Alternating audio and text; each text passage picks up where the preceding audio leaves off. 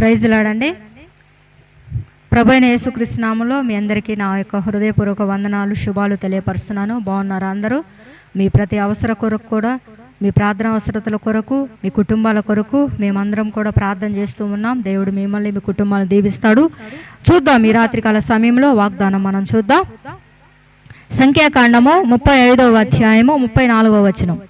మీరు నివసించు దేశమును అపవిత్రపరచకూడదు, అందులో నేను మీ మధ్యను నివసించుచున్నాను.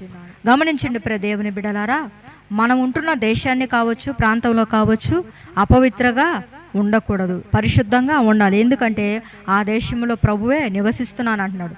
మన దేశంలో ఉన్నాడు, మనతో ఉంటాడు, మన జీవితాల్లో కూడా ఉంటాడు. కాబట్టి మన దేశాన్ని, మన జీవితాల్ని పరిశుద్ధంగా ఉంచుకోవాలని ప్రభు సెలవిస్తూ ఉన్నాడు.